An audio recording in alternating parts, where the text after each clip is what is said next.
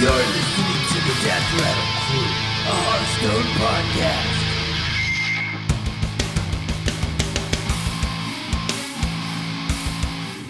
DRC, ladies and gentlemen, welcome to the Death Rattle Crew. This is episode 11. I am your host, Mike Tattoo Hearn, and I'm joined by Matt Mushu Hill. Good evening. And Tom Just Soup Jessup. Good morning? Yeah, there you go. Such a cutie. Sitting here looking at his cam, and he's just like the cutest little man, isn't he? Oh, and it's all bright outside. Oh, man. It's all bright. It must be the light. Like, not usually this attractive. So, Anyway. Probably not, no. So we've hit double digits on the podcast. Can we quit our jobs and just like do this forever? Are we legit? Is it like you turn on the television and it's CNN, NBC, Fox News, DRC. and DRC? Is that what it is? That's how that works. Okay. I think if we just have to keep going like weekly, because that's one thing that really shits me off about some of the other Hearthstone podcasts is like lack of consistency. Like, even if it's just like one of us talking into a microphone for a couple hours, I'm pretty sure we want to put out one each week. Next week I'll do that. It'll just be mumbling and ranting. That's all we need. Yeah. Okay. Yeah, I'm good. Peppermint is terrible! Well, we have a lot. Well, we have a lot of small things to talk about this week. So it's probably going to be a shorter episode. Tom, I know you have to go kind of earlier. We don't always have to do a 3-hour podcast. It's okay. It's the standard now. We could do a 2-hour. Strap yourselves in. Yeah, I mean, I'm sure the hate mail is going to come in. WTF, mate, you did an hour and a half podcast. What the hell? Where's the rest? Not enough content. Yeah. So we'll go ahead and get into meta-anatomy. Go do it.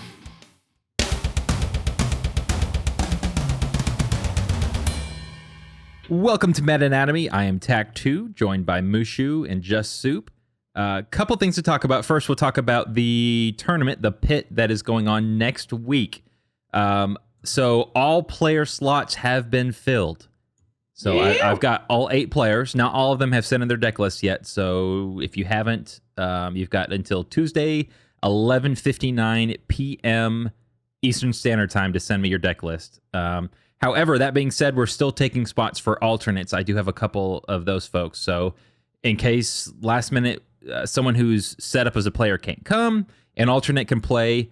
And worst case scenario, if you're an alternate, you're guaranteed a spot in next month's pit tournament. So do not be afraid. Don't go ahead and send in your entry anyway. Just send us an email at mail@deathrattlecrew.com. Put in the subject line, the pit entry. I need your name, Skype address if you have one. If you don't have Skype or Google Hangout, send like a picture of yourself. And then my attractive picture. Yeah, exactly. You don't need a webcam, just need a pose. It doesn't even have to. It doesn't even have to be you. I mean, well, I say that. At least make it representative of you Yeah, in some shape in or some form. way, What like- was that one guy that had his girlfriend like write a picture? Or Yes, draw a picture of and their it's epic. I'm sorry, I don't remember the guy's name, but picture is epic. Gonna be fan favorite of the tournament just because of the picture. Period. DRC confirmed right here. So that's the pit. Get ready for it next week. Next week's podcast will probably be shorter because of that. We might just do a recap of the tournament and put that out because it's going to be a long. Well, for me anyway, it's going to be a long Saturday, but it'll be a long Saturday for everyone there. It's gonna be a long Saturday night for me if I stick around for the entire time. It'll be like, we'll have a caffeine count on the side. It's like Right. how long until Mushu dies? Well, I'm not going to give too much away because it's not fair to the players. But let's just say the decks that I have received, it's going to be an interesting pit. So It's actually 100% hunter. So yeah. And all Take 8 on that face what you hunters. So with that out of the way, Matt, you weren't here last week because you were at a tournament and you did one today. Tell us, talk. Go on. Matt is not casual. No. Okay. In Western Australia, there's a little thing we like to call the red flag LAN, or RF LAN for short, which is now Australia. Well, it's been like this for a while. But Australia's biggest LAN, where we push like 600 people. That's quite a lot, I guess, in Australia, because when you compare to somewhere like NA, we have roughly like 1/10 of your population. So, but 600 person LAN, big thing. Basically, it everyone brings their computers and plays their games, and there's tournaments and shit, and sponsors and stuff. So like Nvidia got on board this time, and Thermaltake Esports, and just of course there and a bunch of people. But yeah, basically, I went for the Hearthstone event and did quite well. I finished second, which was all right, I guess. Nice. I was quite mad that I didn't win, because I don't know, it's sort of like a Cinderella story at some points. But I got in the finals. I got 3-0'd by Mech Mage, and I was just like so salty afterwards. Particularly because for anyone who owns a mechanical keyboard, they're between $100 and $150. And for people who know what first prize was, it was a GTX 970.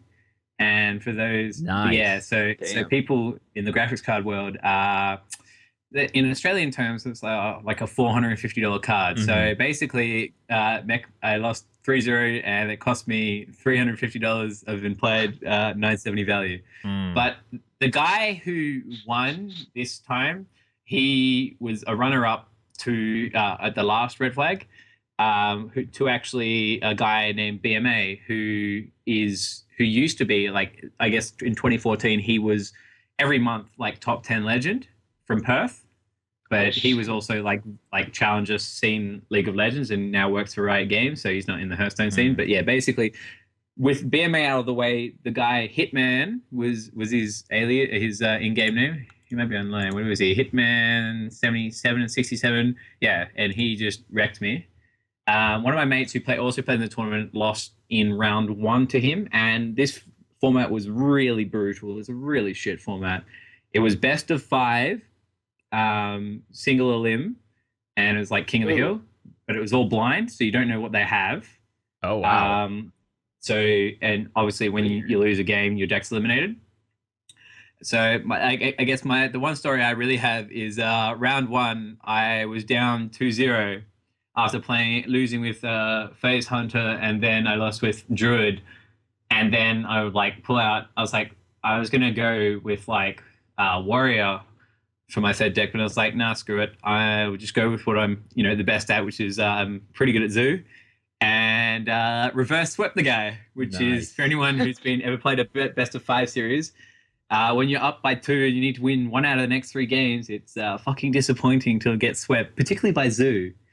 So I then from there just changed my game plan and just opened with Zoo, and this is particularly why I guess the King of the Hill style format has faded, because shit like this happens where you can play a deck like Zoo that can snowball uber hard and just carry you through a series.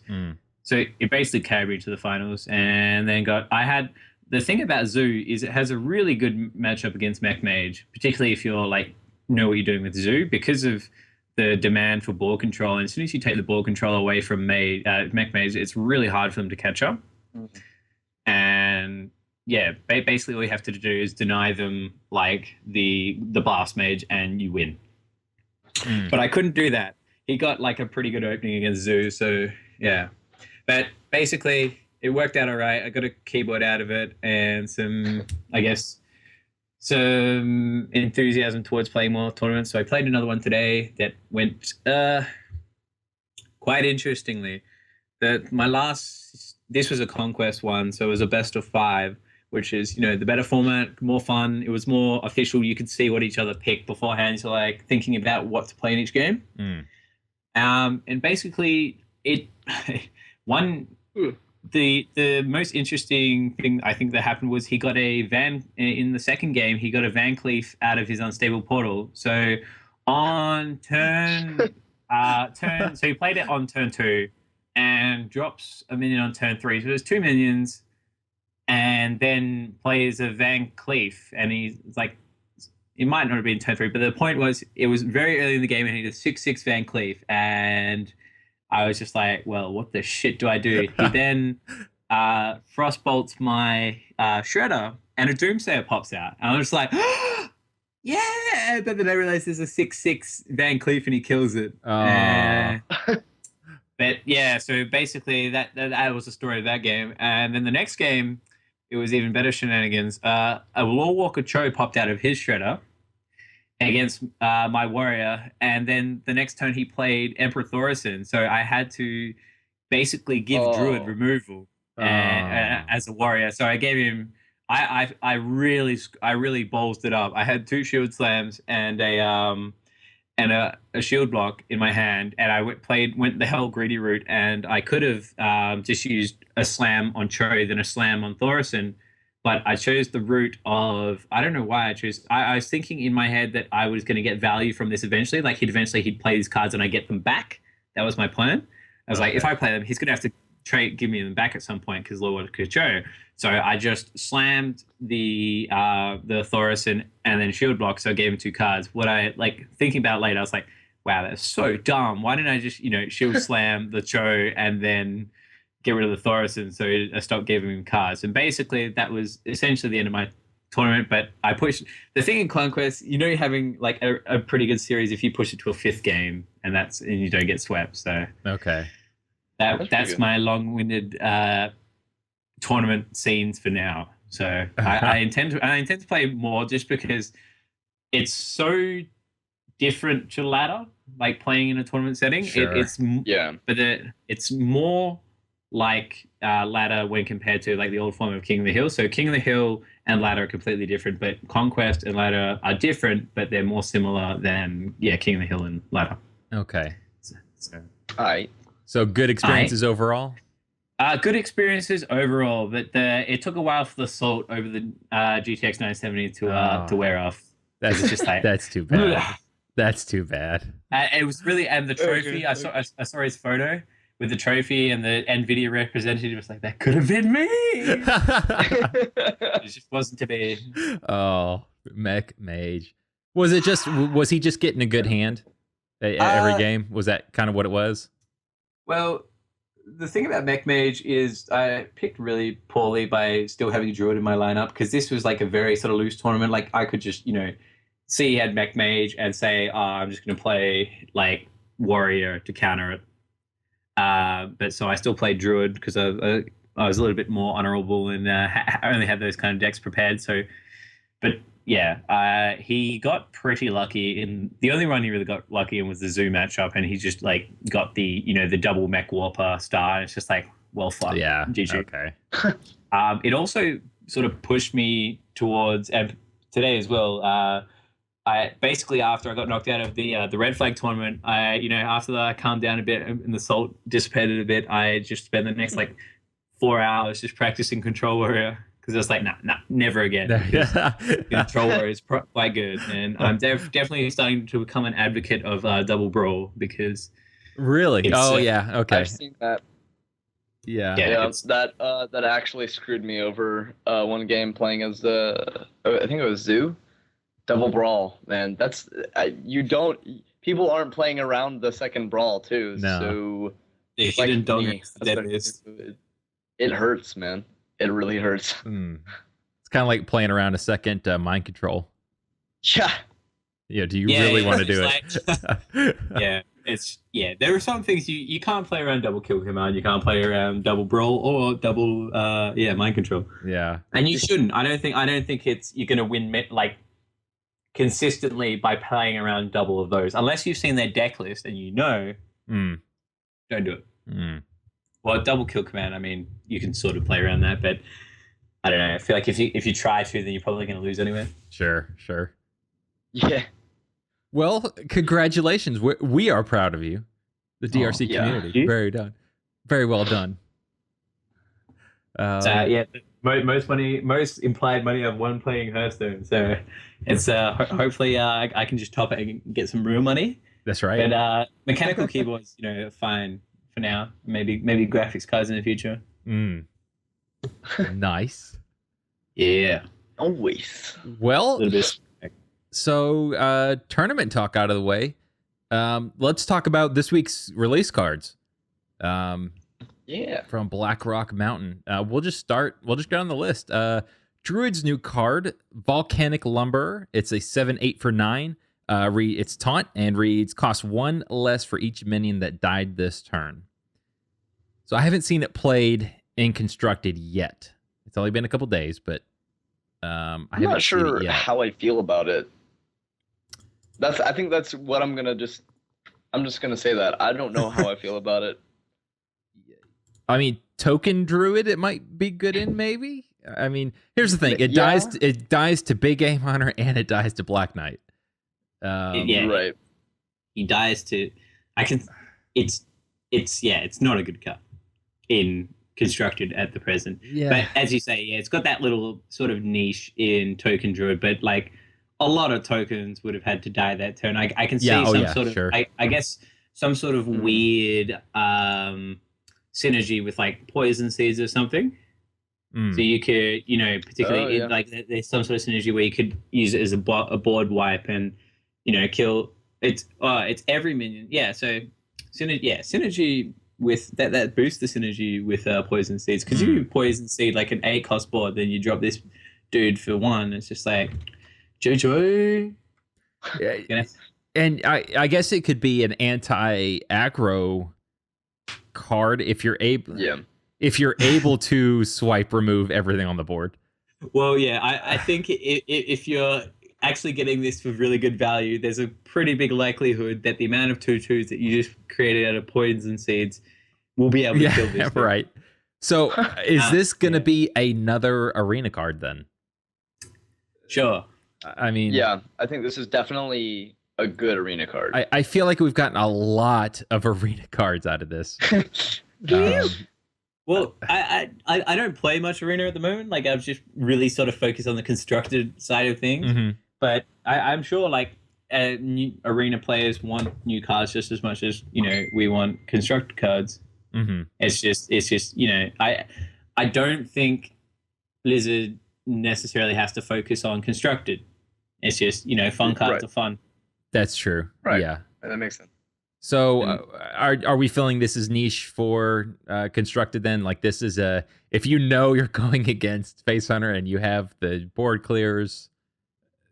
Yeah, I could see this. I could see this being built.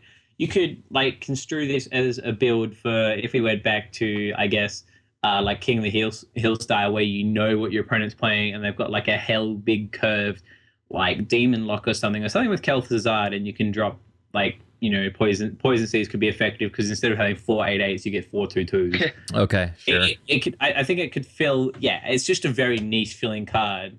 I think. Yeah, that's what I think. Could this just niche? Could this fit into the Hobgoblin deck? No. Maybe? You don't think so? I don't think there's ever going to be enough minions dying in the Hobgoblin deck at any point. Okay. Yeah, because the point of the Hobgoblin is to get these cheese 3/3s or whatever they like. Yeah. It's +2/+2. So if it's 1/1, at least 3/3s. Yeah, I don't see a huge amount of those dying, particularly because what we talked about before with Druid having problems with clearing things because of it being a Druid. So I guess poison seeds is the only thing that would or starfall, I guess. But okay. Yeah. Not board wipe. Short answer is no. Okay.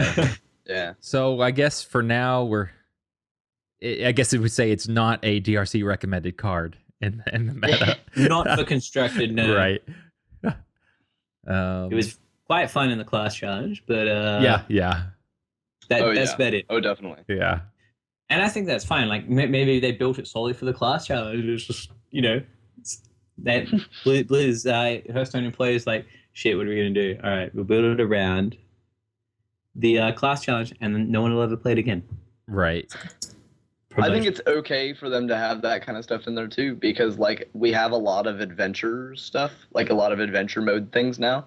We have Nax and we have BRM, and for people who haven't beaten Nax yet, or later down the line, when somebody gets into Hearthstone and Nax, Rammus, and Black Rock Mountain, and then whatever the expansion comes out, and we have 3 expansions, like you're gonna see cards like Volcanic Lumberer and they're going to have that card that they got from the class challenge, and then they're going to go into heroic mode, and it'll be easier for them to beat heroic on Naxxramas. And obviously not something that's like super important to the game, but I mean, a lot of people like the PvE aspect of Hearthstone, and I think that's kind of cool. It's something different. And it just makes it like it's different cards that can help bring different strategies to the heroic fights. So it's fun unless you saw this week's heroic fights. Oh my god. Yeah,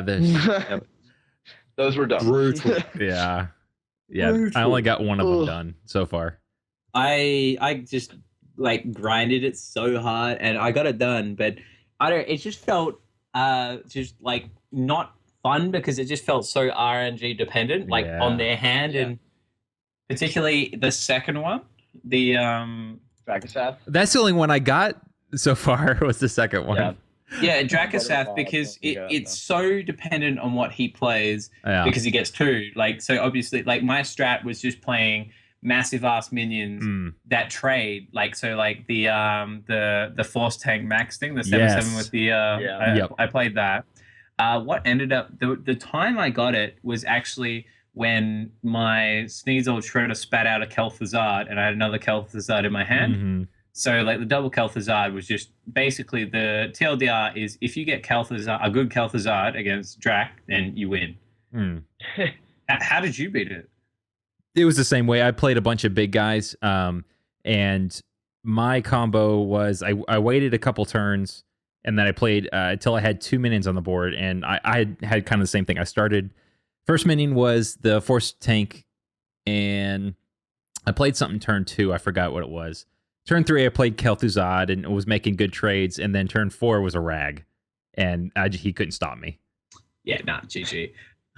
That's what you want. And the last guy, Rend Blackhand on heroic is just it's so disgusting. Yeah. I did that with I think it was a lock. I'm pretty sure it was a lock. Okay. And the idea was just to try and because what I ended up trying to do was, because he cycles the hero power every turn, if you try and get him to a state where he has a full board of just 2/2s, and then the idea is to like slow the burn he's inflicting on you while blowing him up, and eventually that like sort of tipped in my favor and I won. But that was after I reckon a good like at least 15-20 tries. It was just I just didn't want to go to bed without finishing it, but I got it done.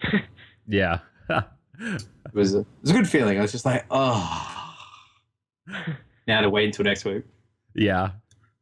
I don't know about you, but I never I didn't do this raid in Vanilla WoW. I wasn't a Blackrock Spider-Man.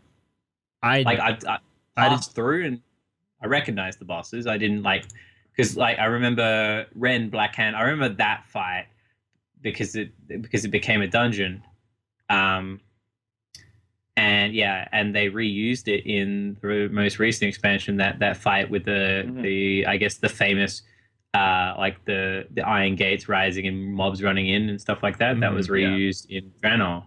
So that sort of reminded me. And I remember just clearing and just one-shotting the High Lord Omok in the instance version when I went back and did all good content on a high-level character. Mm-hmm. But that's all I know in terms of lore. It's just Rend Blackhand, I assume. He's some form of leader or figurehead of the Blackhand clan. Yeah. We downed my WoW guild downed heroic Blackhand this week, so that was we were quite happy with that. Nice. It was our second night on it, second full night, and we were just getting so mad at not being able to down it. We're overgeared as fuck because of the implied nerfs from buff. Yeah. They buffed all the gear, and basically so in theory made the bosses easier. But yeah, we got him down, so I've got my ahead of the curve achievement for Blackhand, and life's good. Nice. Yeah, speaking of Rend Blackhand, we got him this week as a card, and he's kind of shit. Yeah, we'll go ahead and skip to him real quick. Yeah, we said Black Hand, you're up, mate. Yeah, I'll go ahead and it's an 8-4 for 7, and legendary battle cry reads: if you're holding a dragon, destroy a legendary minion. If this was like a 1-cost minion, like for 7, that when you play it, if you're holding a battle or if you're holding a dragon, then you can destroy a legendary minion. And for 7 mana. Yeah. That's not. Yeah. That tech is terrible. Like not even like all decks don't even run. Not all decks run legendary. No, and this doesn't even have to die to big game hitter. It can die to swipe. It can die to flame strike. It could just about anything. It could die to a misguided boombot. Yeah. Like if this guy was like similar to the cost of one of the really shit things about Drac in I don't know if I can't remember if it's in the normal mode, but in the heroic mode, the 1-cost destroy a legendary minion. It's just like, well, frack. What am I going to do now?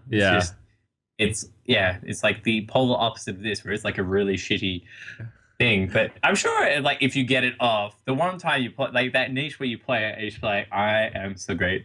I am so great. This is a card that you don't even want Sneed's Old Shredder to pop out, though. Like, 4 health, that's brutal. That's real brutal. It definitely adds to the low end of Sneed's Shredder. Yeah. So I'd almost say it's on par. Well, I'd say I want to say it's worse than Pagel, but he's got 8 attack, so I suppose that makes it better than Pagel. Right. I think Rend doesn't deserve all this roasting. Poor Rend. No, he deserves it. He does. Stop being so shit. I don't know personally. Oh man. Poor Rend. I suck so much. But the flavor text there. What did we get this week that was like actually maybe good? We got the Rend Blackhand flavor text, which is Rend believes he is the true war chief of the Horde and keeps editing the Wikipedia page for war chief of the Horde to include his picture. I think that's probably the best thing about the card. I think. Yeah. Oh, that's actually phenomenal. That's pretty funny. So that's the buff to that card is its flavor text, unfortunately. That's I don't play Magic, but I think some situations that's all you need, right? Just yeah. Fancy flavor text and boom, card sold. Yeah. So poor Rend, rip Rend. Yeah, I don't have anything else to talk about.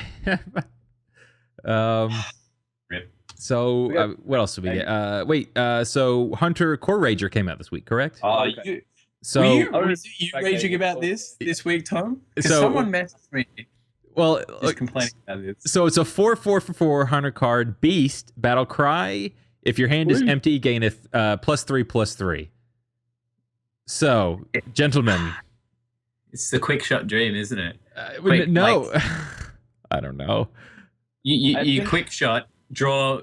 You quick shot into another quick shot, and then you draw into the Core Rager, and then you get a 7/7 for 4. It's just when you know you're rolling. I think the dream is turn 4 you play Core Rager, and then turn 5 you play quick shot into Leper Gnome, Worgen, Abusive Sergeant. If you drop it on 4 with cards, it's no 7/7. You want to drop it on 4 or even on 3. Like somehow the coin is the last card on turn 3. So Face Hunter. Yeah. It's just, this is definitely Face Hunter. I don't see this being played in a mid-range Hunter, especially because mid-range wants to keep its cards. I can possibly see it being a one of, but yeah, as you say, it's not particularly good because I feel like if you run out of cards in mid range, you're probably cooked anyway. It's that top deck card you're looking for. I don't know, like in my Face Hunter deck right now, I haven't been playing a lot of Face Hunter. I mainly just do it for my my quests, or at least it's what I tell myself. I only have one quick shot. I have a 1-up quick shot because I really don't know how I feel about it. And I noticed that even in Face Hunter, I'm not like dumping my hand. Like that doesn't happen a lot. I just don't dump my hand because a lot of times you're using your hero power. So I don't know how. Like I'm pretty sure Core Rager isn't bad, but it doesn't have everything about Face Hunter is guaranteed damage. Every single card has guaranteed damage if you play it right. Abusive Sergeant, definitely. Leper Gnome, definitely. Worgen Infiltrator, the whole reason it's there is because you can't kill it. You got Explosive Trap, Clave Zuka, stuff like that. And then the rest of the things with charge. So, Core Rager doesn't have guaranteed damage. So I don't know how I feel about it. Yeah, I don't know how I feel about it either. I feel like if you're top decking, I think this is a phenomenal arena card. Oh, absolutely. I think it's a great arena card. Yeah, it's a phenomenal card if you can proc the effect, but the underlying thing is it's hard to proc the effect. Thus, it's not going to be. It's not a consistent card. That's the thing. I think for its cost, it being a 7/7, if it's buffed, maybe makes it fair. Because again, it's BGH target, but how sad would you be? I think you open conceded that point. If you Core Rager and it gets the buff, next turn they BGH. That's assuming your hand's empty, basically. You're top decking and there's just BGH. Then it's like, unless you're going to top another Core Rager, then I think it's time to pack it in. Because I'm thinking like mid-range hunter. What are they running that's BGH target anyway? Maybe Dr. Boom, maybe. Yeah, Dr. Boom and Rag sometimes. Some people run Rag, but other than that, no. I mean,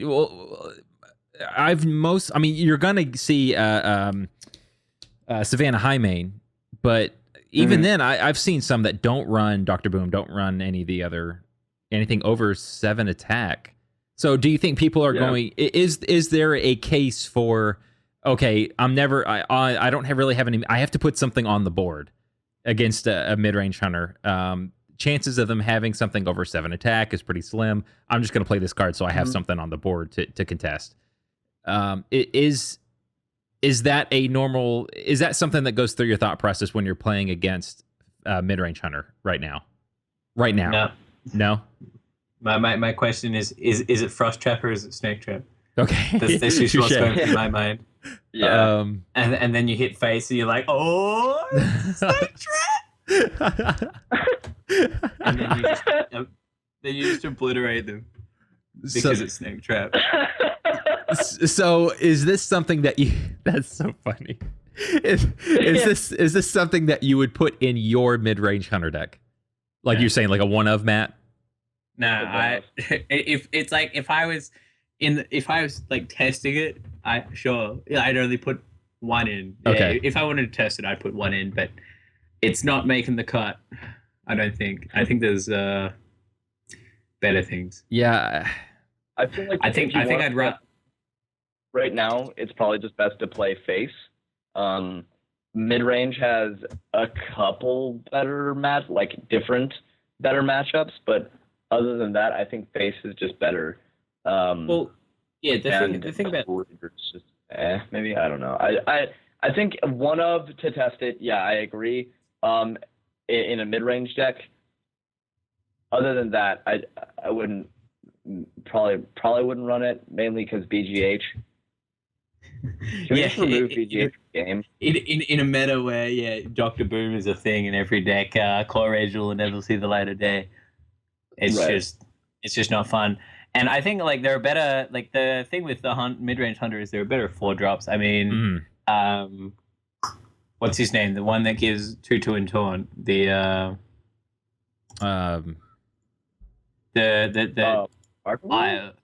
I let the dogs out. The Houndmaster. Houndmaster, yeah. Oh, the hunter card. Yeah. He's a much better 4-drop. He's pretty cool. He definitely let the dogs out, but he left this in his cage. It's like, no, Core Rager, I'm taking this spot. For 4 mana, is this a face hunter worthy card? I don't know. No? Okay. I don't think so. I don't think so, mainly because it doesn't have that guarantee. Mad Scientist and Hero Power is a better turn 4 move. Okay. So face is what you're telling me. Yeah, face. Yeah, just like no trading. We all know the model. It's arena card. This seems to be the second in a series of arena cards. Okay. One for Druid, one for Hunter. We've seen a lot of that What's the next?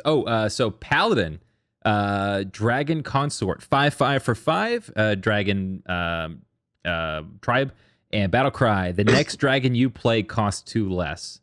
So I played against my first Dragon Paladin today and destroyed it. I just don't think it's. I personally believe Paladin is going to be the dragon. Like you have Mech Mage, we'll have Dragon Paladin or Dragadin. I think Dragadin is going to be a thing. I don't think yet though. I don't think we have enough of the cards yet. Yeah, I would agree with that as well. I think yes, in a Dragadin deck, it's pretty good, but I don't think right now it should be played. The old DP deck. Just because we don't have enough dragons. Would it be Dragadin or would it be Paladragon? Dragadin, definitely. Palaron.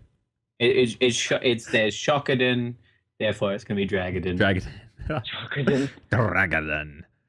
Dragadin. I like. I mean, it's a 5/5 for 5. That's good in itself. It's got the dragon tribe, so that's good for other cards. Like we'll get to later that but are buffed from having a dragon in your hand, and it makes when it's on the board, it makes something else cost 2 less. Is this going to? I'm just trying to think through because we kind of talked about this a little bit last week, Tom, where we see a lot more dragons that cost less than 8, other than Fairy Dragon and Azure Drake, and the other one that Handlock plays. The Twilight Dragon. Yes, Twilight Drake. Yeah, so I mean, we're seeing the Hungering Drake, the Volcanic. I think in a couple weeks we'll see this better. Yeah, I was watching a guy named, I think it's like Karo Renko or something, who's just starting on Twitch and was building followers, and he was climbing he was bouncing between top 60 into 150 legend playing, testing a Dragon Pally. And he seemed to I don't know, it's just, when you didn't get the consorts, it just sort of made life very hard. Because I guess that's how you cheat in Dragadin is you consort out something bigger. And it's think Mech Mage without the Mech Warpers. If you don't get your Mech Warpers, then sometimes you win, because you get carried by what's in your deck, but a lot of the time you don't. And that's, I guess, sort of what Dragadin, we're going to start saying, just get it in our brains, Dragadin. Without those other dragons, then it's a little bit hard to be consistent. I'm just seeing a lot of potential, turn 6 Dragon Consort, turn 7 Alexstrasza, and then hit face with Dragon Consort, bring the person down to 10. I'm seeing a lot of it. I'm thinking about it a lot. You can't do that. It's not an effect. It's a battle cry. But it becomes an effect. Yes. That's so basically what happens is, it yells out, and then it's not this turn. No. That's what, when I first saw that, when they announced it, I was like, that's terrible. It has to be in your hand. It has to be in your hand. I don't think it even has to be in your hand. No. It's just you get +1 credit for -2 on your next dragon, because I remember seeing Ysera just drop down to 7. I'm not 100% sure. I'm pretty sure it doesn't have to be in your hand, because otherwise that makes this really shit. Yes. Yeah. I'm pretty sure it doesn't have to be in your hand. Yeah. It makes it better. It's definitely better. Cool. So cool. I think this will be any other thoughts on this guy? I saw a golden one. Oh. I was just like, the fuck? So it's a golden Paladin card, which is already golden. Yeah, it was insane. I don't know about you. I've got a pretty nice BenQ monitor, and on 100% brightness, I need my retinas just going with this card. It's just. Did you have to put on sunglasses? It's all gold everything. Yeah, it's just the swag glowing from this card was just ridiculous. Too much swag. Yeah, exactly. It was... but the card flavor reads, everyone wants someone to snuggle with. Did you not want to snuggle with this card through your monitor? Was it too bright? I don't know. I'm not quite ready to breach the species barrier. Oh, okay. All right. Unless there's dragons in World of Warcraft have a habit of going into human form. So I suppose if it was in human form, there might be like potential, but no, straight out looking at this dragon, probably not. So if you're out on a Friday Probably night, not you know, with someone and they turn into a dragon, are you just gonna be like, sorry, I can't do this? Are you dragonist? Are you racist? Is that what you're telling us? Well, I am to an extent, because I feel like if it was a red dragon and it looked kind of like Alexstrasza, then sure, I'll maintain my interest. Why'd you but I gotta don't be know. red? That's what I'm into. That's my type. Okay. I don't think you can't hate on me for not being attracted to like blue dragons, all right? No, that's true. That's fair. It's not my fault I'm not attracted to blue dragons. I'm attracted to red dragons. It's just the way I am. And by the looks of it, this is a yellow dragon. Yeah. So I don't know about you, but those yellow dragons, they're always messing with time, and recently gave us like a plot point for a new expansion. I hear, you know, what was it? Draenor was the doing of a yellow dragon. Yeah. And so that's why I don't fraternize with yellow dragons, because they fuck with that sort of thing. They're liars. They're cheats. It's just being a liar and cheater is fine, but maybe not a cheater in Hearthstone tournaments. But being a lying and cheater. But when they can then mess with the whole course of time, it's sort of like, well, this might be bad. They're not really smart either, because they're the type that says, here, I just saved you. Here's a weapon, and I don't expect you to kill me with it. You know? Poor guy. It's like, rip. With you. I don't even think he used his weapon. I think he just like manhandled him. I thought he gave him like a knife or something, but you could be right. Because have you done the quest where you? No, I didn't do the quest. I read the lore. Okay, for those of you playing at home who have no idea what we're talking about, as part of the Warlord of Draenor quest, you do a legendary chain, and one of them is you find clues as to how Garrosh got back to Draenor, and it was with the help of a yellow dragon. And you see this scene where Garrosh basically just like moments after they were teleported to Draenor, he just kills the dragon, and it's just like, well, shit. It literally was moments. It was like, what's going on? He's like, I just pulled you out and pulled you to this time. Here's what's going on, and you're welcome. And then he turns his back, and Garrosh's like, okay, all right, mate. And stabs him right in the back, and that's it. Oh god, it's so bad. Like you could see. Kind of an asshole. Yes. Yeah, you can see, but I don't know. They just like killed that plot line dead. That was just dead. Like I was like, oh, that's gonna be so cool. I've got the book, which, because every expansion there's a book that comes out that bridges the gap between the current expansion and the next expansion, and this one was called War Crimes. And I read like the first chapter, but I always want to read the rest of it, because it goes more into his like opening, I guess, days and weeks in Draenor before we show up and start wrecking people.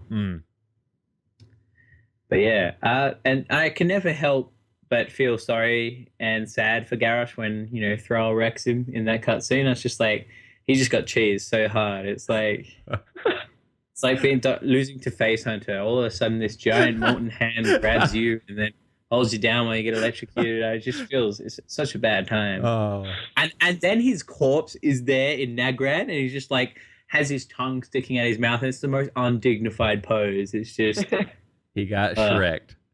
He got Shrek'd. He just can't deal with a double Rockbiter Doomhammer. No, he can't. Can't do it. Oh. Poor guy. Well, so that's Golden Dragon.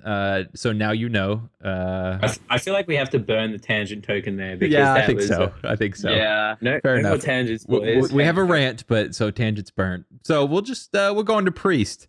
This one's poor thing. So it's a Twilight Whelp, 2/1 for 1 Dragon Tribe, and text reads Battle Cry. If you're holding a dragon, gain +2 health. I can't help but not read all the flavor text now. Twilight Whelps are basically magic vampires. Despite this, they're not a reference to any popular series of novels. In before Blues gets sued. Yeah. So this dragon looks like a vampire. the dragon priest I played up against played this, and he only got one of the 2/3s off, and it still didn't help him. Really? I feel like if you're going to build a dragon deck, it's good. It's a zombie chow without the negative benefit. I feel like if benefit. I feel like if you're going to build a dragon deck, you just play zombie chow. I feel like if you're going to build a dragon deck, you've accidentally clicked priest instead of paladin, and it's understandable. They both start with P, but yeah, you should click the back button and start again because you picked priest. You're supposed to pick paladin. I don't know. I don't know. I think you just want to, especially in priest, you just want to run zombie chow because in the event that you get your Alkanite Soul Priest out, when it dies, you deal 5 damage. Yeah, so you get your anti-aggro, but you also get the possible 5 damage if you've got the Soul Priest out. That's the dream. But like, and then you play Sneeds and get Velen, and that's 10 damage. And yeah, right. Yeah, I don't like this card. Yeah, I don't like overall, it. it's not good. Every time I saw it pop out in the hit in Arena, the it's good. I don't even think in PvE it's going to be good. So zombie, yeah. I just feel zombie chow all the way better.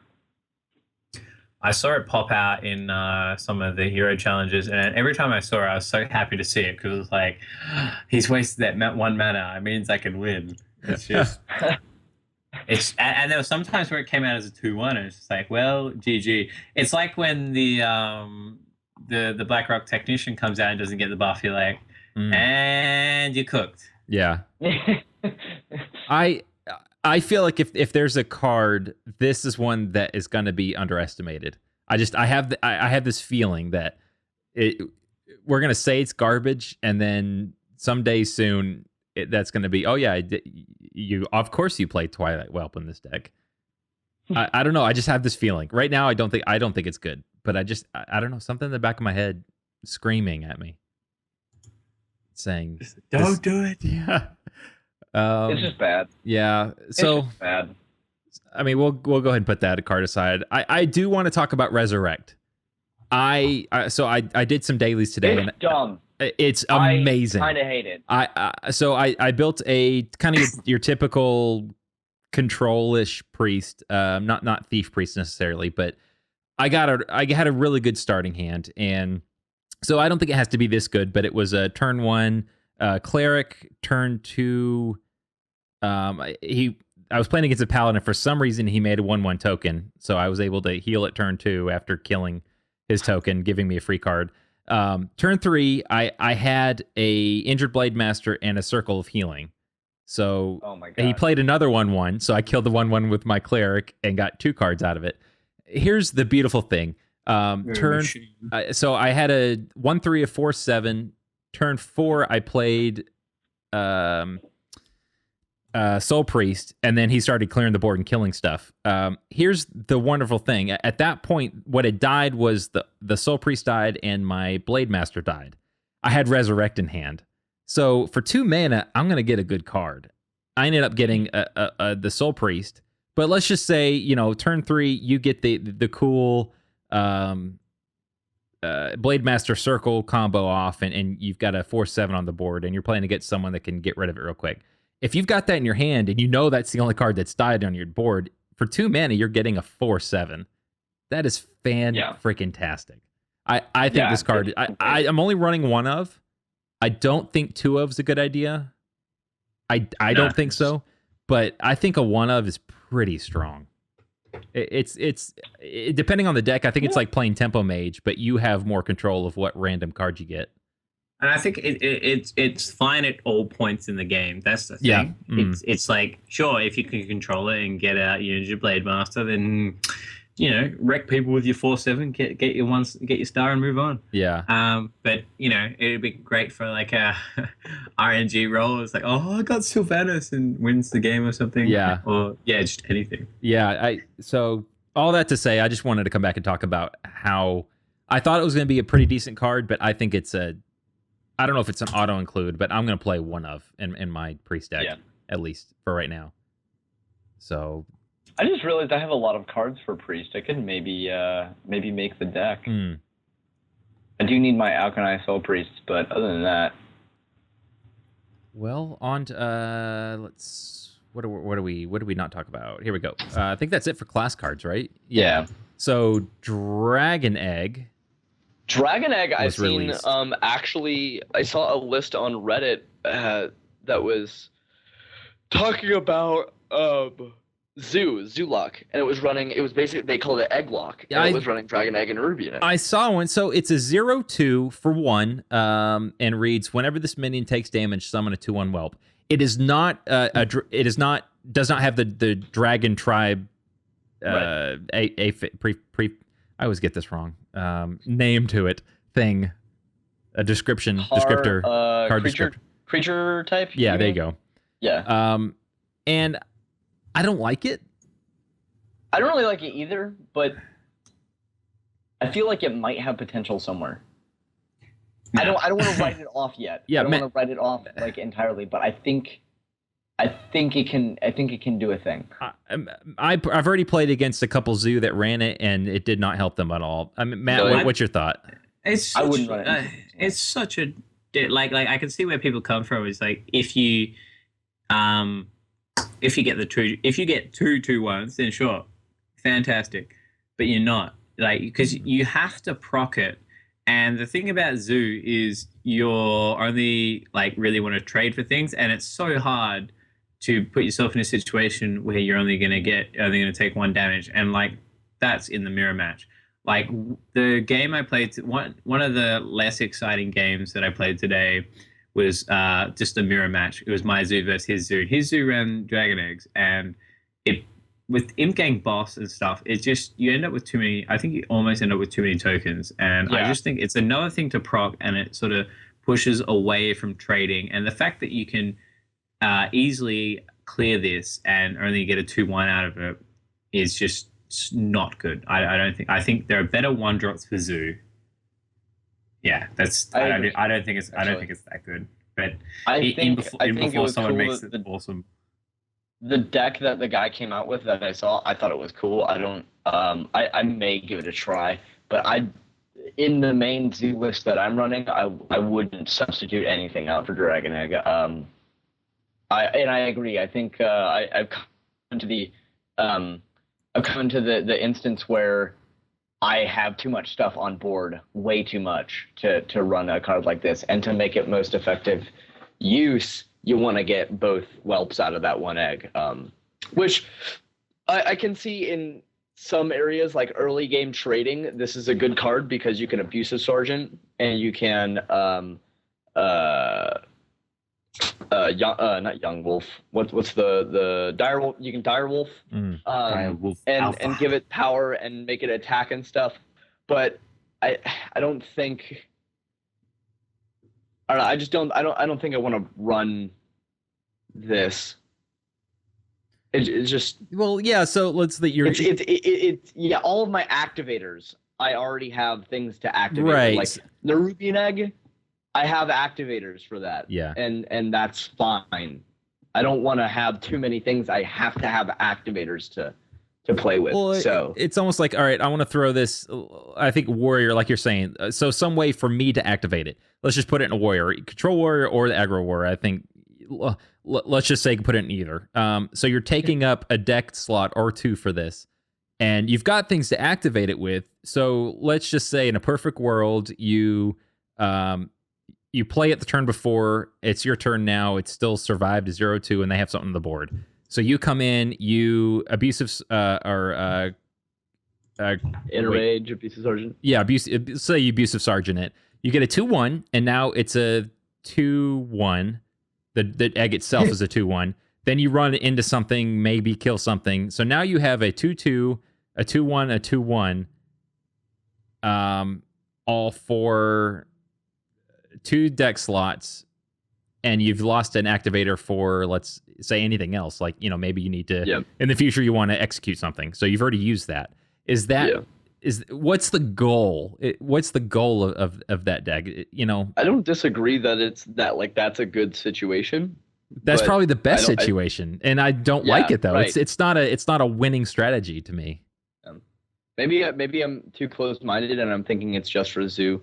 Maybe it, I only said that. I think in the warrior deck you probably don't want to run this, like in the warrior Sure. patron combo kind of thing. I was just saying that in some deck that you can get the benefit of either, because you want something to activate it, so you're asking your opponent to activate it, but in another deck like Warlock, there's really no way for you to activate it, really, without running it into something.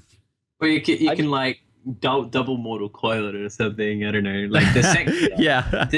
It'd be fantastic when it has 1 HP and you mortal coil it. That would be fantastic. A card and a 2/1, and it's like, yes. It's just, or like some sort of weird shenanigan where you use Inner Rage on it. I guess would sort of be a little bit cool, but for the most part, I think it'd be an alright. It's not a bad arena card in theory. Like, actually, it probably is. Because I suppose, like, if you theorize that most of arena are mages, and they are going to not trade, like, basically what you can do is just play a minion on 2, kill it for free, and then ping the thing that comes out. How do you feel when somebody earth shocks this?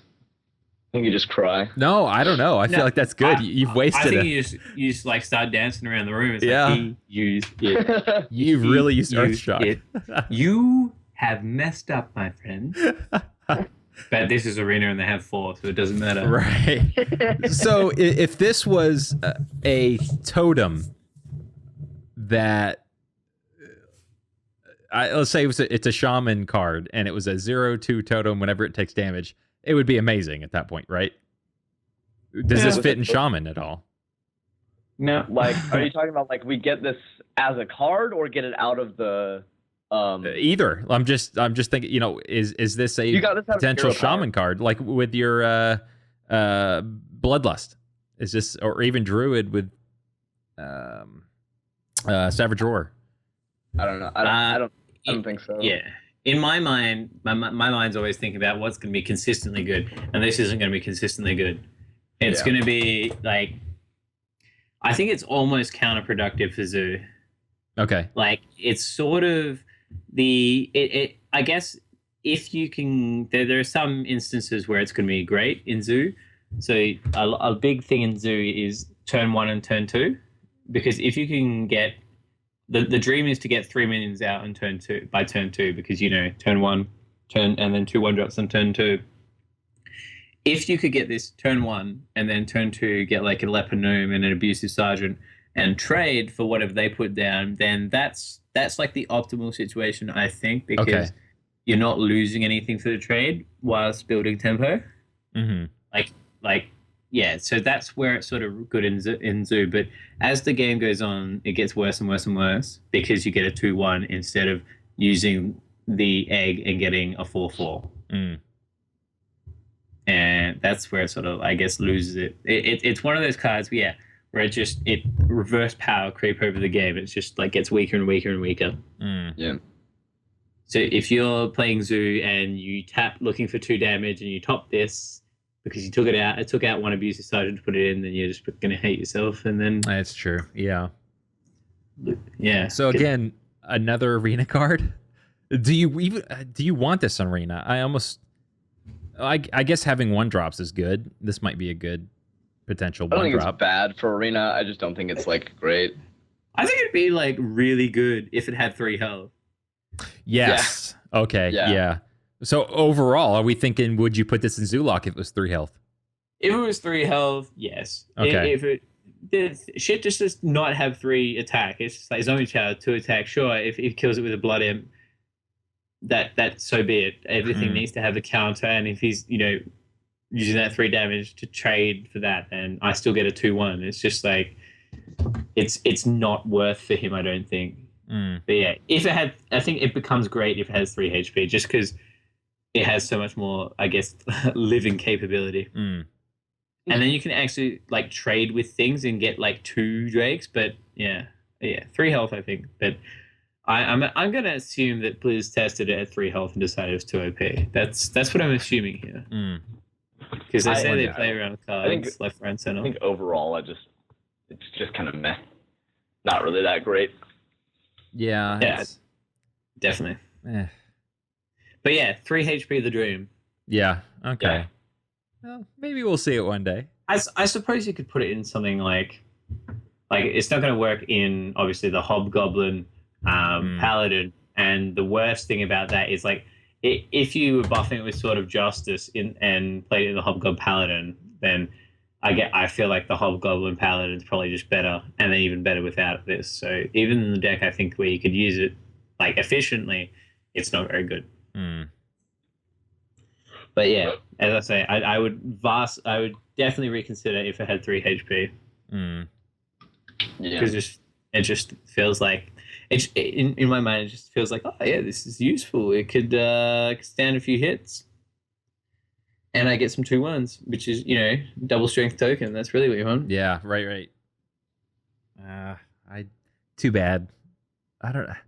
This week was kind of lackluster. I don't. Yeah. I think it's really weird. The meta is less less dynamic than like last month's. Even though we still got Blackrock Mountain, like there's not a lot of changing that's going on at all. The only thing, maybe it's just because I've gone up in rank, but the only thing I've noticed that I've seen a slight change in is like a little bit less face hunter, a little bit more mid-range hunter. Other than that, I think it's almost the same. Yeah, like we're not going to have deck of the week this week just because it's the only new decks that I've seen. Well, we've already talked about the kind of the Grim Patron or the War Song Hunter or a Warrior. I'm sorry. It's just such a lull week. Yeah. But I suppose that's to be expected. Sure. I mean, I don't know how it's hard to top what we've previously had, because you look at it and see week 1 was Blackrock Depths, and that was good because of just the cards that came out. Because you got things like Grim Patron, you've got Emperor Thoris, and they stood. Yeah, it was great fun. And then the second week, Molten Core, everyone loves Molten Core, particularly Ragnaros, because Ragnaros is awesome in Hearthstone and has spawned hundreds of videos of YOLO rag shots and stuff like that. And then Blackrock Spire, I think, for the most part, people don't know who these bosses are. Like obviously the hardcore WoW raiders from vanilla will be like, oh yeah, I remember these guys, but I've been playing for a very long time, and it's sort of like, oh yeah, I know of these guys, but it's not like, oh yeah, these guys are badass. It's just sort of like, yeah, it was alright. Like I think so the card that I think has made the most impact overall has been Emperor Thaurissan. I've seen him everywhere in a lot of different decks. Yeah. I think the best, just to jump back, the other thing was, I think the best thing about this wing was Nefarian, sort of like the way they sort of voiced him as like getting progressively scared then angry. Yeah. I thought I enjoyed that. That's definitely what I enjoyed the most this week. That first one, he's like, are you lost? The exit's the other way. Kind of. Why don't you go play some ranked mode? Yeah. There are no Ragnaroses here. Yeah. What are you doing here? There are no Ragnaroses here. Go home and celebrate with your friends. Blizzard, we're coming for you, buddy. Blizzard, next week, very funny. You and me. Yeah. Very, very funny. Oh wait, it's not next week. It's the week after, isn't it? Of course, it was last week. Yeah, we have two wings left, right? Yeah. Okay. Yeah. Prepare your anus, Nefarian. Yeah. Good. Prepare it. Good job on Blizzard on the funniness this week. Yeah. No. What you made up. What you had in lackluster characters and cards, you made up for in flavored text and sound files. That's right. And that's all we really ask. That's all we really want for the end of the day. I know why it's been so lackluster. And so I got BlizzCon tickets. I got them. It was heartfelt. There was a lot of pressing F5 to refresh that page. And I was reading the forums. A lot of people are pissed off.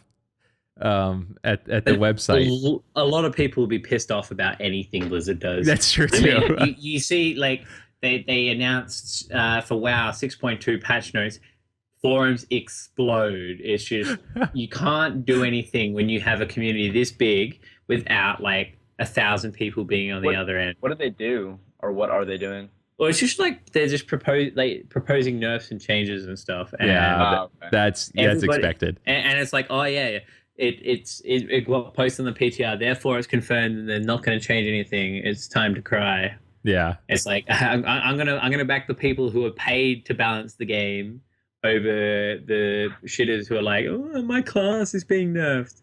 It's just like, mate, just wait, all right? Just wait for the just wait and then reroll, but just wait for a bit, all right? So I guess that was the expectation was, you know what? We'll give them a lot of drama this week outside of the Hearthstone. Yeah. I feel like we've missed something in saying congratulations, Mike, for obtaining this content. So it's grab tickets. So I'm excited. Me and my buddy Antoine, I picked up 3 tickets. There's 3 of us going. Antoine is one of those guys. We were online. We were pressing F5 at the same time. We're on like half an hour before, and he's trolling me the whole time. Oh my god, the tickets are up. I'm like, oh, you serious? And he says no. So I would just have cut him from like the group of people getting tickets. Like, that's not even fucking funny. No, we're trying to get tickets here. How is that funny? So you're not coming with it. So it was probably a minute before 10 p.m. my time because they went up 7 East Pacific time. So I'm here F5. You can just hear that my APM is just way up.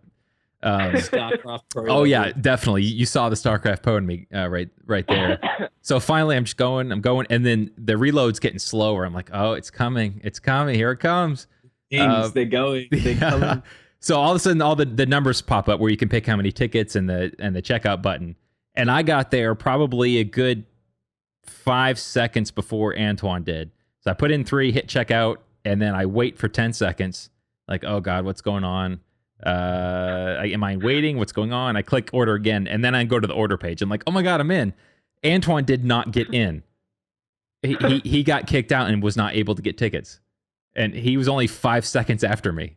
Now I had read that some people were in the waiting for like 5 or 10 minutes afterwards, and so I don't know. I was reading a lot of mixed signals where people were in waiting and then get kicked out. I'm sure there were some people that got in. I'm sure there's someone out there, and God bless you. You got in, you were ordering tickets, putting information, and you had 8 minutes to fill out this thing before you got thrown back out of line. Somebody probably didn't fill it out in 8 minutes. And I feel, rip. I feel bad for you. That's brutal. Well, yeah, in any event, though, you're going to get wrecked. So, like, a good percentage of people are going to get wrecked. Yeah. But that's just the nature of the beast of where we're headed in sort of, I guess, where we're at in online ticket sales is like the fastest ping, and people who have the most bandwidth are probably going to get there first. Yeah, I can only assume. So tickets, obviously, if you're listening to this podcast, this is going to be after, but the next round goes on sale in an hour and 15 minutes, and then you get to go. I was wrong about the dinner, the super fancy charity dinner tickets. I thought they were $500. They're $750. Well, it's a charity event. Yeah. Insane. Yeah. The high rollers. High rollers, that's right. Why would you give Blizzard charity? Oh, no, they go to... I already give them enough. They already sap enough from my life force. It doesn't... playing this game. But it's not. It's not for them. It's for every. It's like for all the good things they do. It's for a children's hospital. Now I you get that would have been fun to kind of meet some of the Blizzard devs and things like that and people that work there. That would have been pretty neat. But I didn't know it was a charity. I thought the money was going. No, it's like actual charity. It's a charity thing. So I mean, that would for $500, I might have done it, or I might have been able to do it to justify it. But for $750, the wife would not have been very happy with that. I just wouldn't have told her. Yeah, right. I would have just left a little note on her pillow saying, "You maybe changed my nickname, so I bought a charity dinner ticket." Well, see, here's the thing. This is what I've learned. I've learned 2 things, and I haven't been married that long. I learned something from my father about squirreling away money. Whenever you get money, just kind of hide it and don't say anything about it.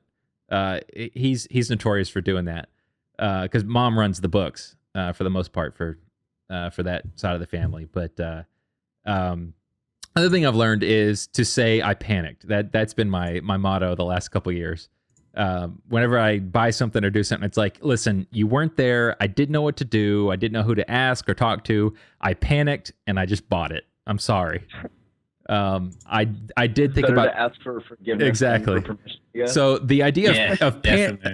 panicking for 3 tickets at God, I don't what is that? $2,300, $22.50? Good God. She would have flipped out on me right there. What the fuck? Exactly. Of course, I could have just gone by myself. What? There's gonna. So I've been looking at some of the parties and stuff to go to too. The World of Podcasts is going to be the day before, so I think I'm going to do that. Yay! Yeah, represent us. Yeah, right. I think I'll have T-shirts made. I'm going to wear the same T-shirt for like 3 days straight. Yeah. So anyway, so that's several months away. Why can't you guys go? Come on. I mean, it's going to be look, Matt. That's going to be a cheap plane ticket for you. What is that like? I'm going. I'll have one of those little neck things that says player. Okay. So I'll be playing in Hearthstone. You know. Oh, so that's the plan. All right, I'm down. Just not paying for a flight. So Blizz can play. And when you're up on the stage playing, I'm gonna be they're gonna hear that one guy that goes, "Oh my God, Matt, you two go get him!" You'll know that's me, just yelling and screaming and that's my inspiration. Yeah, that's right. Grinding, trying to capture those valuable points. You'd be like, man, I don't currently know. Currently on 0. Need a lot of points. You're gonna have your headphones on and you'll be playing up there, but you'll hear this loud screaming. Oh my God, get him, Moshe! And you'll know. Good. That's all I ask. Yeah. Yeah. Make some signs. Make some signs, throw them up in the air. Let them know. Have you gotten any points yet? Were the tournaments you're playing in point worthy? Given the RFLAN? These were RFLAN is not a big tournament by any means. It's sort of just like a local thing. So I have not come close to any points, but the dream is there. The dream is to sit at Legend and do what Nadia did and just grind with she did it with Face Hunter and got like 60th in last season. I was like, all right, just do it with Zoo and get 60th with Zoo or something like that. Just crack the top 100. I think that with particularly I think if I haven't actually looked at it, I will research it later because you can divide by region. Look at it by region, and there wasn't that many Australian/New Zealand players last time I looked. So it'd be easier to get into the Australian-New Zealand leg of the competition rather than. But yeah, that's the function of a very small population as compared to NA and EU. Okay. But yeah, so the dream is alive. I think there's still time. Obviously, leaving it till the 4th month on the calendar is not what you want, but better late than never. And worst case scenario, I think as long as you get 2 points, you're eligible for the last call tournament. Oh, okay. So yeah, if somewhere, I think I'd be able to pick up 2 points somewhere. Hopefully, that's the dream. Pick up 2 points and win the last call tournament and BlizzCon. Yeah. Oh yeah, that's the plan. So just cheese someone on top 100 Legend and just get the 2 points. Nice. That's the plan. Well, we're rooting for you. That's how thank you. Yes. We're all rooting for Tom though. We need to get him to Legend so he can just lower the pH levels and just The salt is too damn real. Yeah. So Legend. What? So I'm at 8. You're at 7. Tom, Matt, what rank are you at right now? I'm at 3. 3. Okay. I intend to hit the big orange by sort of like end of Monday my time before I go to work. I think is what I really want to just aim for. Okay. So hopefully, if I can get through all of because we're traveling today and then I'm traveling tomorrow and this week hopefully it'll be really calm. All I have to do is play Hearthstone and do my flight lessons. So let's hope all for you that. All you have to do is install Hearthstone on your phone, and then because that's the thing. Oh, my phone's battery is so bad. It's absolutely terrible, and it's the charging port is also terrible. So I could probably play maybe 2 games, and then the battery would fry. What you need to do is instead of spending money on cards, you need to spend money on a power brick and just walk around with a power brick in your backpack and be like, Hearthstone for days. That's my plan. Just Hearthstone for days. I'll run the numbers on like, success to, which one will give me more success rate and what's more likely to get me to legend. Yes. Yes. I think it's just playing everywhere as much as you can is will get you to legend. That's really what you need. It's just the fortitude to just keep playing no matter what happens. Driving on the highway, playing Hearthstone at the same time, it's dedication. I was thinking flying in the plane, playing Hearthstone. See, there's a third degree of movement, so it's a little bit more difficult. Come on. And I know how to drive a car more proficiently than I do flying a plane. So hey, I play Grand Theft Auto. I know how to fly a plane too. Come on. Yeah, bro, I play Battlefield. I know how to fly a plane. In Australia, you couldn't even play Hearthstone on a plane because there's no internet on planes in this part of the world. No Wi-Fi either on the plane. There's no you can't access the internet because you can do it from cell phone signal, right? I don't actually know if they've got like a means to capture you, but it's like always like put your phone in flight mode and shit like that. Right. Yeah, no, that's total bullshit. Well, I know. I'm familiar with I guess like radio signals and stuff like that, and the theory is that because there's a possibility that they might be similar, that they could possibly interact. And the fact that you're dealing with people's lives so it's not worth it, the risk, I guess. True. But and that's part of the reason why that Malaysian air flight was like such a big mystery, is because it wasn't being tracked by like the internet service, because there's no internet in this part of the world on planes. So how much less of a government conspiracy would that have been if there was internet on planes in Australia?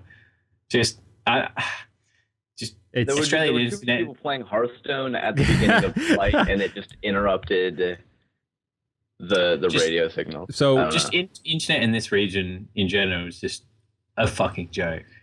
Yeah, that's. I don't want to burn the rant token, but that's where we'll leave it. Yeah, internet in Australia and adjacent regions is a fucking joke. Well, I mean, we're at the end, so let's go ahead and preface this. Tom, you've got to go here in a couple minutes. We're at the end, unless Matt, you've got something else to talk about. Let's burn the rant. What are we gonna rant about? This is. Do we want to be really salty, like about a deck or about a thing? I don't like that. Like the one thing that sort of ground my gears. You don't this really week, grind my gears. Yeah, was when I realized that, because I play a lot of Zoo because I think it's like one of the most efficient ways to climb the ladder. Just because you're playing like on average games that are like less than 5 minutes, and you can play like 2 to 3 times more than any other class. Well, obviously not.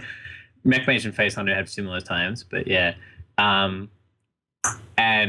I realized that there are 3 current archetypes of mage in circulation, because there's Freeze Mage, Mech Mage, and Tempo Mage. And it's so hard to play against, particularly a Zoo, because you have a shit matchup against 2 of them. Because you have a really shit matchup against Tempo Mage and Freeze Mage as Zoo, but a great matchup against Mech Mage. So when you see them drop like coin that Inertron, you're just like, holy crap, so good, but I mulliganed incorrectly and I don't have my owl, and it's just so that's really just what's grinding my gears this week, is too many mages. It needs to flatten out. I cry every time. Yeah.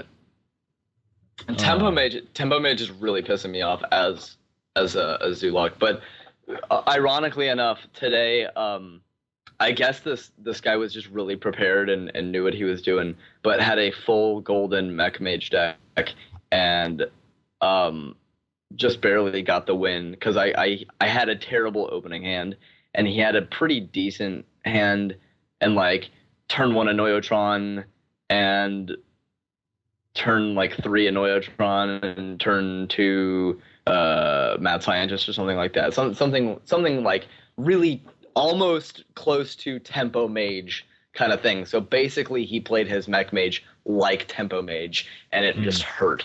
It was just so bad for me, and I didn't get the right draws either. And then I played up against a Tempo Mage and swept him hard. I don't know how that happens, but I'm glad that I made it out alive. But I'm still just really like Tempo Mage and Freeze Mage and Face Hunter are like my really, really bad matchups as Zoolock. It just hurts. Unless I get really good Defender of Argus, then Face Hunter is not as big a problem, but still, it's not a fun time. Nah. What about you, Mike? Is anything grinding your gears this week? What has pushed you to your limit, sir? Nothing really. I've done really. I'm not salty. I've done really well. I've been playing a lot of mid-range Paladin, and I'm at a 64% win rate out of 90 games. I'm kicking ass right now. Jesus. Yeah. April 18, 2015, Mike not salty. No, I know. It's a golden day. Now, we'll see. I haven't played a lot of Hearthstone today. I did my dailies, but I still have to hit... I did enough rank so I could catch up with Tom at least as close as I could. We need to get like on the site. We need to have like each month have like little racing horses or something, and just have like our faces chopped onto like one of the horses each, and just be like, start wherever we start and move along, and just right. That'd be good. I think that would be fun. I'm down.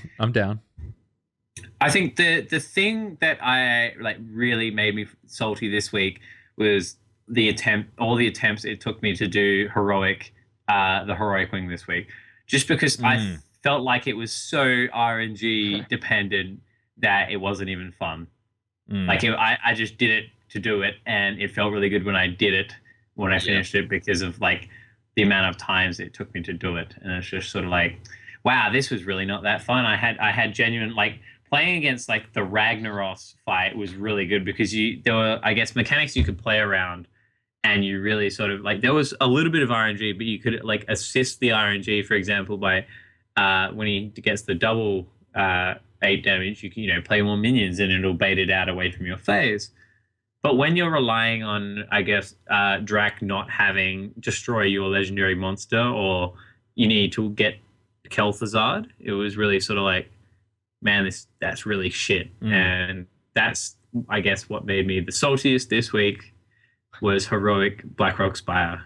And it's just like, I hope it's not such RNG dependent next week, but I suppose that like I haven't done the next heroics, and I intend to slowly work through them. Some of those are real brutal.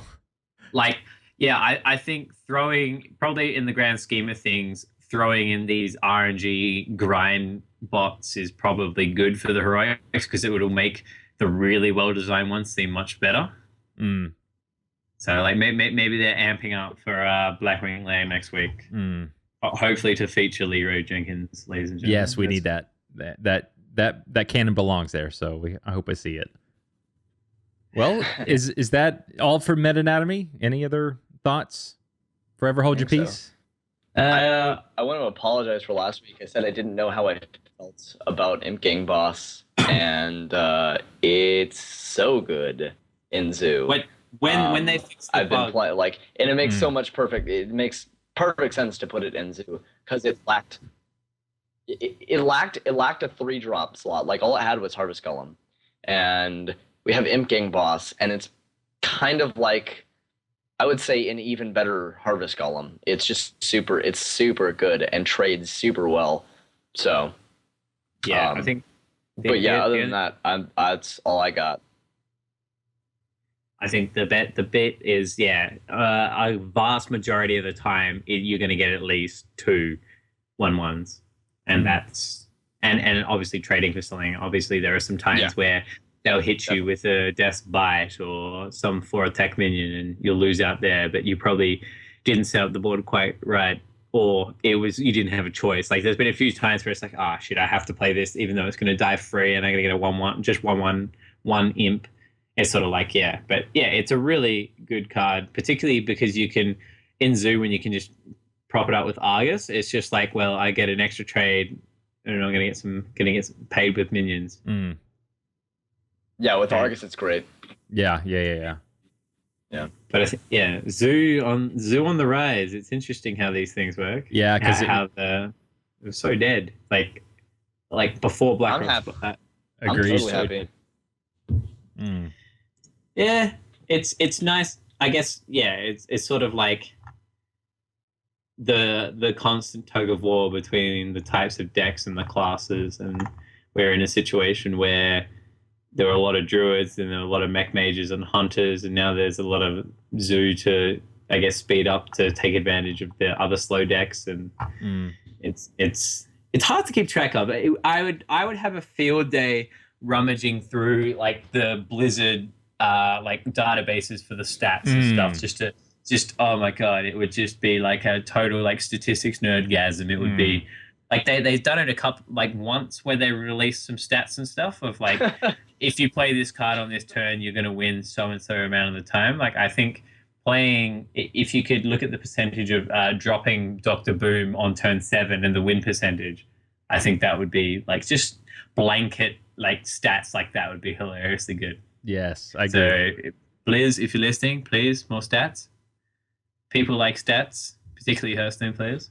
So Bedbird, make it happen. Yeah.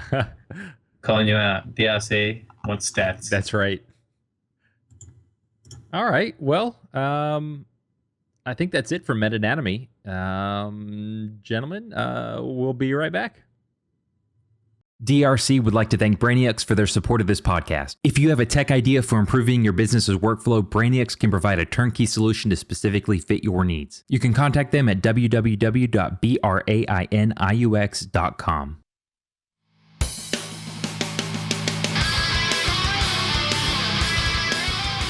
And that's our show for this week. Thank you for tuning in. This is episode 11.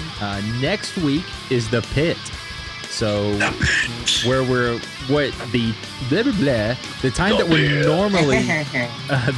that we're normally recording this, we'll be recording that tournament. So I think we're going to do a short little kind of recap maybe of the week, and we need to talk about the cards that have come out, but I think it'll be a lot of the tournament's going to take up some of that time. So that I'm hoping to have that live.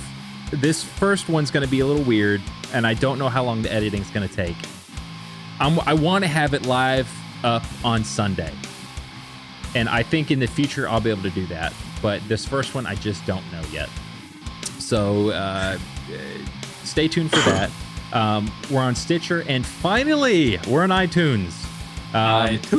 Finally. Now we can quit our job. Exactly, yeah. It would just technical difficulties on my side to begin with, and then there's a process when you've already submitted it and there's been an issue. It's all set now. So finally that's up, and I know there's some other, like Amazon, for example, there are some podcasts that take advantage of the iTunes roster. So finally you can find it officially without having to go the back end way of putting in the URL for the podcast. So that's there. Hit us on Twitter, at Death Rattle Crew. Send us an email with any questions. We want to hear from you. We have days to answer questions. We love questions. We love comments. We love them all. Email us at mail@deathrattlecrew.com or put them on Twitter. We love pictures and stories about how salty you are. Especially Tom. Hopefully, eventually we'll get Twitch going. Tom likes sympathy. Yeah. So if you feel sympathetic towards Tom about his plight with the ever-present Control Warrior, or you have your own Control Warrior story, please send it to DRC. We would love to read it. I love salt. Salt's my favorite. Yeah, I'm a big salt man. I'm particularly usually a chicken salt kind of guy, but sure, people Hearthstone salt was just as tasty, I think. 'Cause you can just really what a lot of the salt, we talk about salt so often, and it really is important to know that it's actually derived from people's tears after they lose a game. They cry, and we process it, and that's where the salt comes from. And that's why McDonald's French fries taste so damn good. Exactly. It's just made with the salt of getting hit in the face.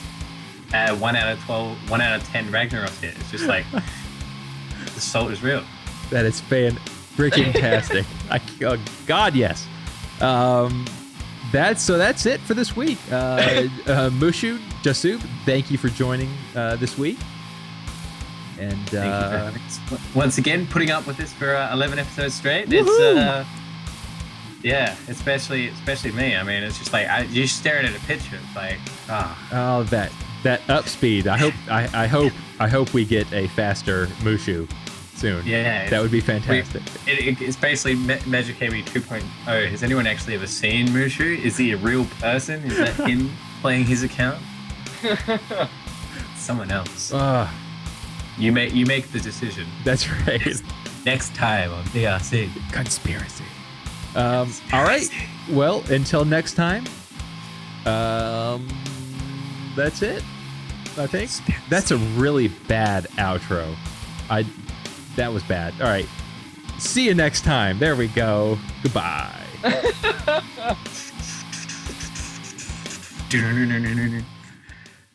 All right. Good googly moogly. I butchered that at the end.